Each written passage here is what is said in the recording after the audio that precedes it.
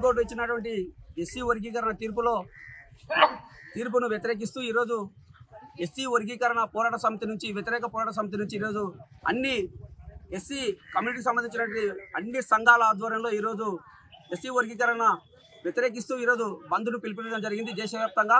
అందులో భాగంగానే ఈరోజు కొల్లాపూర్ పట్టణంలో ఈరోజు పురవీధుల గుండా మేము తిరుగుతూ నిరసన కార్యక్రమం తెలియజేస్తున్నాం.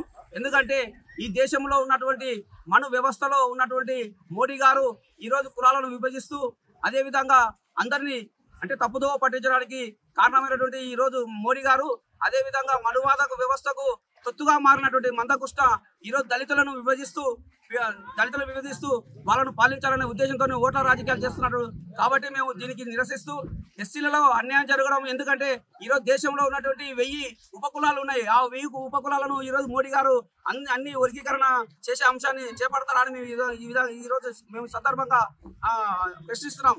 మోడీ గారు నీకు దమ్ము ధైర్యం ఉంటే ఈరోజు దేశంలో ఉన్నటువంటి ఉత్తర భారతదేశంలో ఉన్నటువంటి రాష్ట్రాలలో ఉన్నటువంటి ఈ దళితులలో మీరు వర్గీకరణ తీసుకురండి.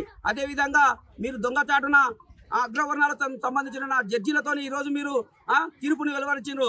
అది న్యాయమైన పద్ధతి కాదు. దేశంలో అంటే ప్రజాస్వామ్య వ్యవస్థ ఉంది. ఆ వ్యవస్థలో ఉన్నటువంటి పార్లమెంటు వ్యవస్థ ఉంది, లోకసభ వ్యవస్థలు ఉన్నాయి. ఆ సభలో మీరు తీర్మానించకుండా ఈరోజు సుప్రీంకోర్టు ద్వారా ఎస్సీ వర్గీకరణ తీర్పుని ఇవ్వడం చాలా బాధాకరము. ఎందుకంటే ఈరోజు సుప్రీంకోర్టులో ఉన్న జడ్జిలు ఎవరైనా సరే ఈరోజు ఒక్కరోజైనా దళిత వాడలో కానీ వాళ్ళు వచ్చి పండుకున్నారా, వాళ్ళ యొక్క స్థితిగతులను తెలుసుకున్నారని మీ సందర్భంగా తెలియజేస్తున్నాం.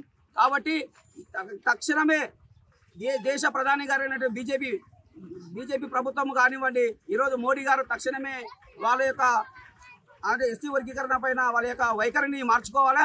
లేకపోతే దేశవ్యాప్తంగా రోజు నిరసన కార్యక్రమం చేపడుతూ బీజేపీ ప్రభుత్వాన్ని గద్దె దింపేంత వరకు మేమందరము కంకణబద్ధులమై మాలలము ఈ దేశంలో ఒక శక్తిగా మారతామని చెప్పి తెలియజేస్తూ హెచ్చరిస్తున్నాం.